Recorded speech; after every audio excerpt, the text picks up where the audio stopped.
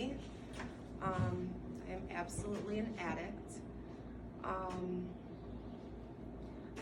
I come up here and I still get nervous, and this is probably like the 10th one I've done, and there's always a small crowd, but you know, this means a lot to me. And I come up here and, you know, it takes a lot of courage to share my story because, you know, there's parts of it that are very shameful, you know, but I've grown past, and I figured out how to turn that shame and guilt into helping someone not have to go through that, you know. And like today, that's what I do is I work very hard to share my experience, strength, and hope with anyone that's in my life, just so that they can, you know, learn from my mistakes, if you will.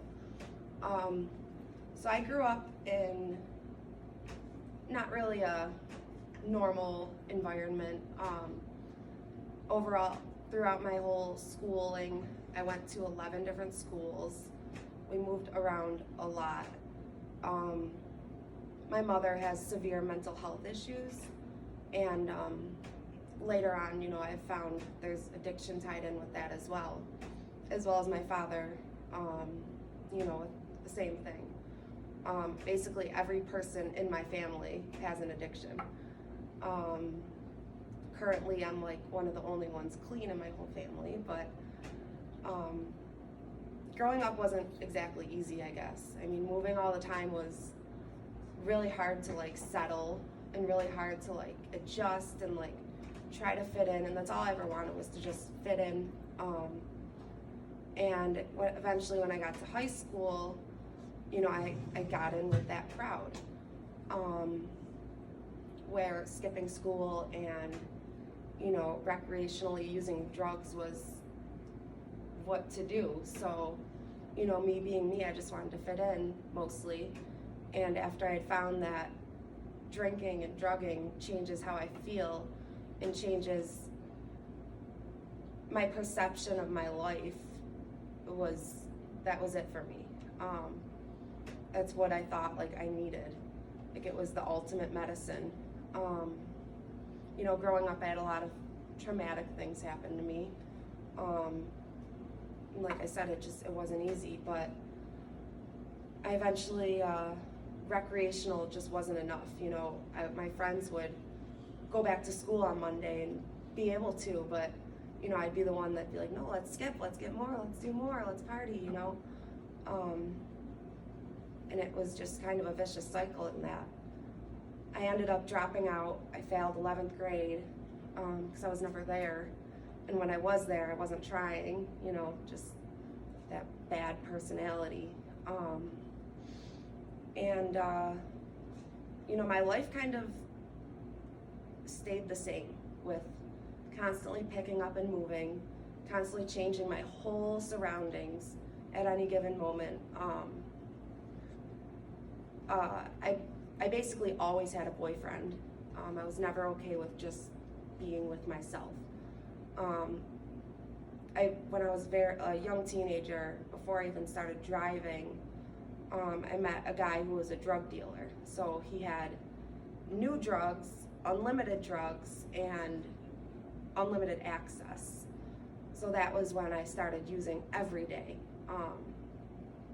And when they ran out, I didn't really understand what was happening to me, like why I felt the way I felt and why I needed more.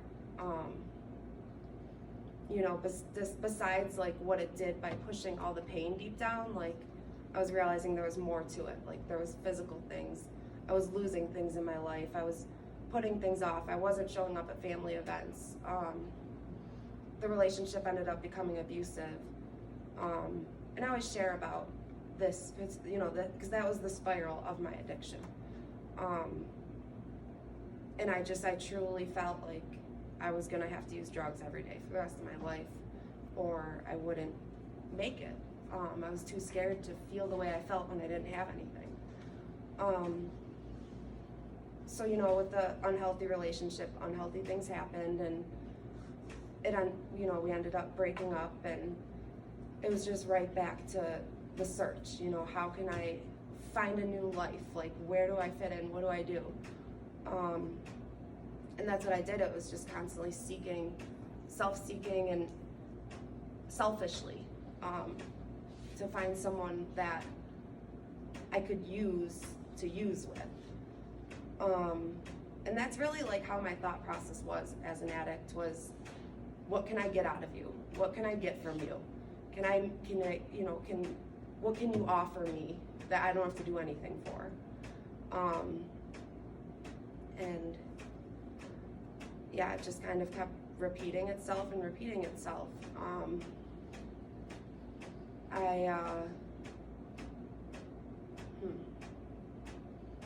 I ended up wanting to eventually get help.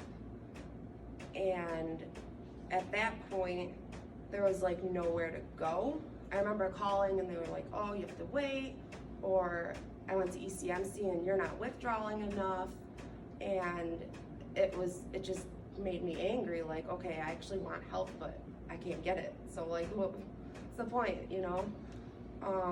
I had tried outpatients, I had tried, isolating more, getting around more people. I've tried like everything. But the reality is, and like Becky shares about this all the time, is that window of when an addict wants the help is so small. Because I would know, like, I'd have a bed on Monday, but by Monday I had what I needed, so I didn't want the help anymore. So it's just a very vicious cycle. I ended up actually getting into a rehab, and I was there 29 days. I had 29 days clean, so however it played out, I was in detox, rehab, got out, met another guy, and we ended up using together. I didn't get my 30-day tag, and that was, again, discouraging. Like, I can't do it, just more like failure experience. So we ended up finding out I was pregnant. And this is, one of those things that, like, I shared about in the beginning, like, it's brave of me to share because it's, such an impactful thing, and it's such a serious thing. I got pregnant, and growing up, like, when I was young, I was always the one that was around kids. I love kids. Like, I always wanted to be around kids and babysit and do whatever I could. And I knew I wanted to be a mother. I just got caught up in a lifestyle I couldn't control. So I got pregnant, and throughout the beginning of my pregnancy, I kind of like went full force into my addiction. I got worse before I got better. I tried switching drugs and substituting and rationing and only using when it, I felt it was needed. But it ended up getting me in trouble with the law. And today, like, if I were to tell you I was facing, like 7 felonies, you'd probably look at me like I was, crazy, but in reality, that's what it was. And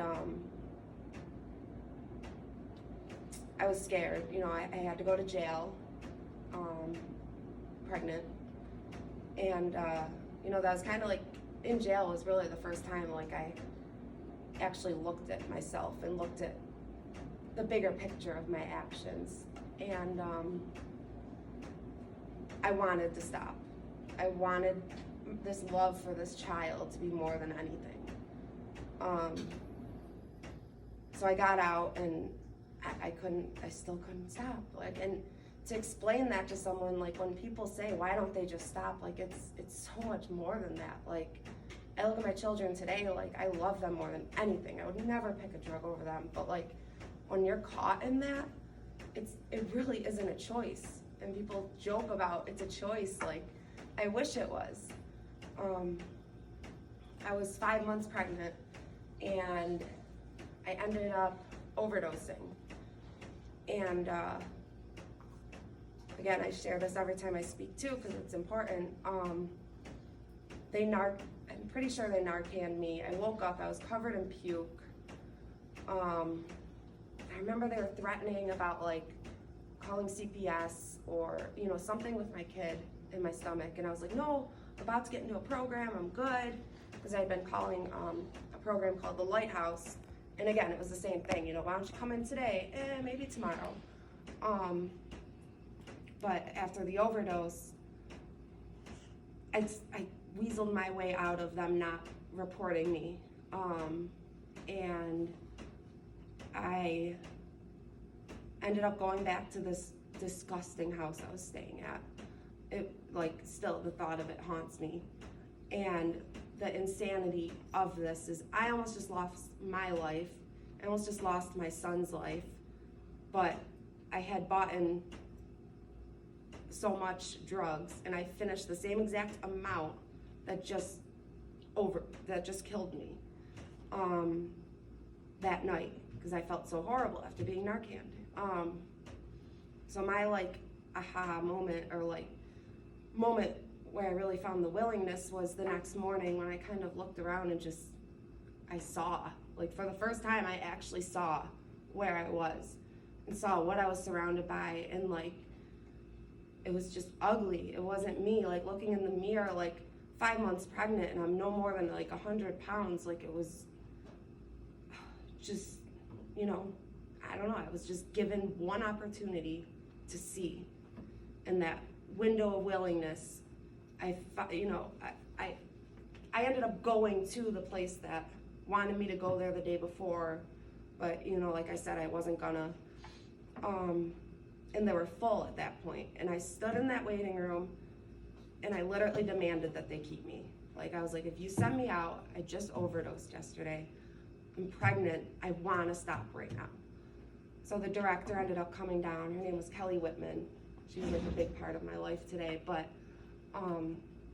she came down and like made one exception, and she took me in, and there was like an extra room because they were expanding, so she let me use it until the girl that was leaving the next day left.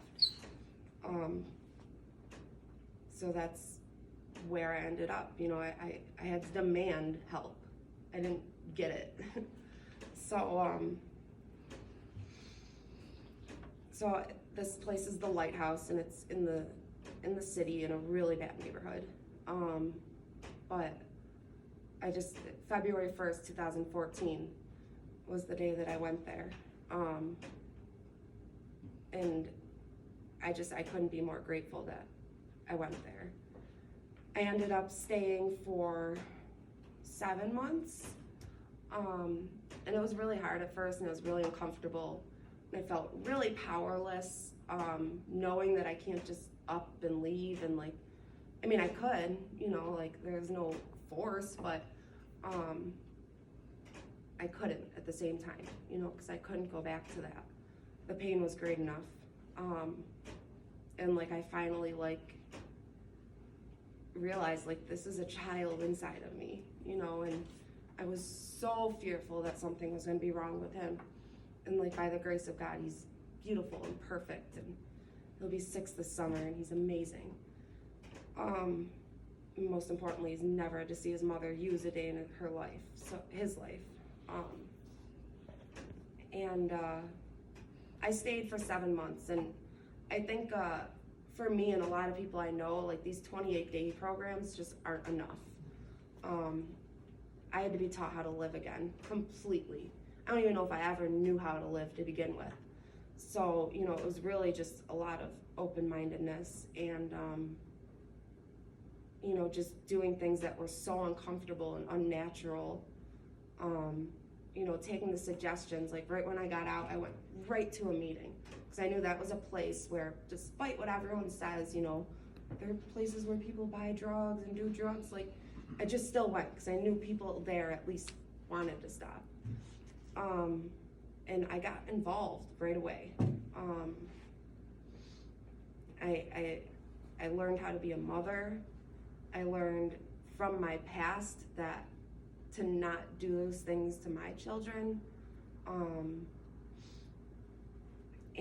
I remember shortly after I got out, my brother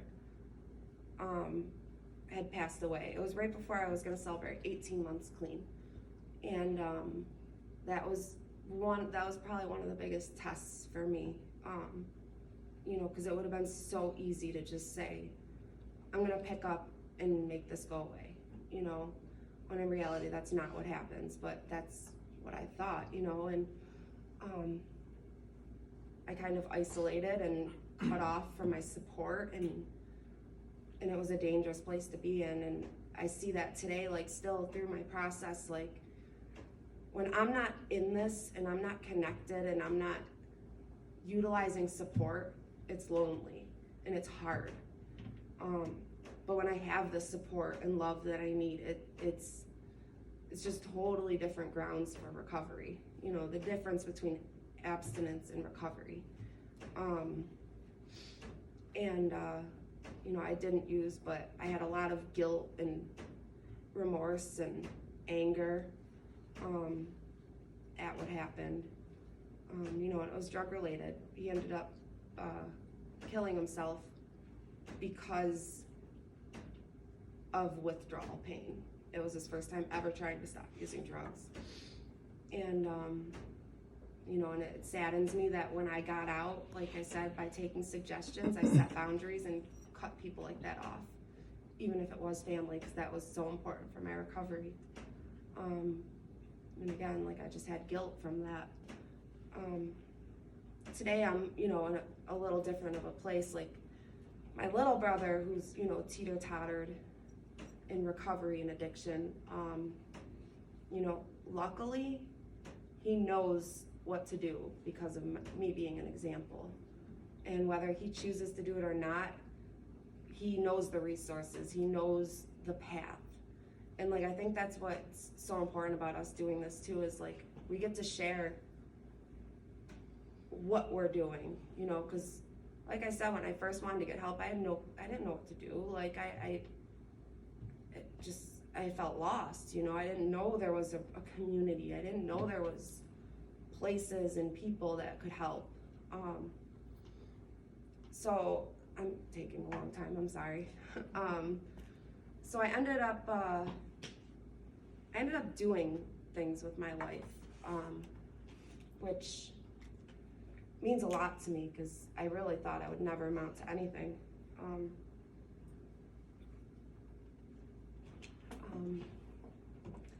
When I got out, like I said, I went to meetings, so I knew that there was no meetings from Eden to Hamburg, so my brother and I started one here in Angola, basically across the street over there.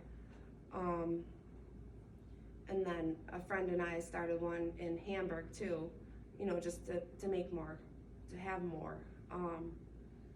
Also, like I got involved with Sparks of Hope, and I can't explain like how much this recovery center has helped me get to where I'm at now. I went in and it was exactly what I was looking for. I have a love for Christ. I love God. If it wasn't for God, I wouldn't be here. It's a big part of my life. And it's not even just like that's the point of it, but it was a group of people that wanted to make a difference, and like that's what I wanted, and it just clicked, and I was able to bounce ideas off of them, and they like believed in me and looked at me like I had value. I was volunteering there for a while when it first started, and then eventually they ended up paying for me to go to recovery peer coach training, which is it's a 5-day course, and it's kind of teaches you the tools of like becoming a recovery peer coach. So not thinking anything of it, I went and did it, and I was like, but it's gonna take forever to get my like actual certificate to actually become certified. But I ended up, because I stayed connected, because I kept going to like these recovery events and recovery places, and I maintained my recovery. The director of the rehab I went to got in touch with me and offered me a job, and like I up until this point I was never employable. I couldn't hold a job, I couldn't hold anything, And it really means something, my job, to me today. My past was accepted, like it was almost like a requirement for this job, you know, to be the person that has a life of struggles and has had issues with the law and issues with mental health and, you know, most importantly, living a life of recovery today. Like those were good qualities for this job. And today I'm a peer specialist at Best Self Behavioral Health, and a peer advocate, my title is, I guess. But it's really like the best job ever. Like it doesn't even feel like I'm working. I'm with addicts or people with mental health diagnoses all day, helping them, advocating for them. Like I don't know, it's a dream come true. Like I never thought I'd be here. Like I said, my son was perfectly healthy. Since then, I've had a daughter who is about to be 3 in a few weeks. My son will be 6 in the summer. Right when I got out of rehab, I was granted custody of well, it wasn't immediate custody, but I started raising my sister, who is now 15. She was 9 when I got her. You know, because I was in, like I said, I'm one of the only people in my family that's actually clean. It affects my whole family, her family, my family. And today, like, I'm in a position where I can raise someone else's kid. Like, I don't know, like, it just really, like, when you hear beyond your wildest dreams, like, that's what this is for me. And a lot of times I don't give myself enough credit for what I am doing, and it's really easy to look at the bad and not the good. And my road hasn't been perfect. You know, like I said, like isolation has been something I struggle with. You know, thinking I've got this, but I'll never have this. I will always be an addict. The moment that I pick up, I no longer have a choice. And, you know, I'll get as uncomfortable as I have to make sure that doesn't happen. My recovery comes before my kids. My recovery comes before my job. My recovery comes before myself, relationships, anything. Because if I don't have that, then I will lose everything else. You know, I am someone who will keep my inbox open, and if you want to talk, I'll talk. You know, I've found how to not be selfish, and that's huge for me. I really, I don't know, I wouldn't be here without God and without people like you, especially, you know, Sparks of Hope, like, you know, just believing in me and people believing in me in general. And this is something that doesn't have to be hidden anymore. You know, I can confidently say I'm an addict and not feel shame today. You know, and it's something like people that are still using, like, it's not something to bash them for, because this really is a disease. You know, she gave you the definition. Like, it is, like I said, like everything in me when I was pregnant and wanted to stop more than anything in the world, could have took 1,000 lie detector tests, all came back positive, you know, that I wasn't lying. I couldn't. And you know, today I have a choice, and today I have a family, and I'm pregnant again. Just another kid to bring on, but I can do that today. You know, as fearful as I get, I can do things today, and you know, I don't really even know how to close, but I made it, and like just to be here behind a podium and sharing with you guys, whether it's the smallest crowd or 1,000 people, like it means something if I can just help someone, one person. So, thank you. Sorry.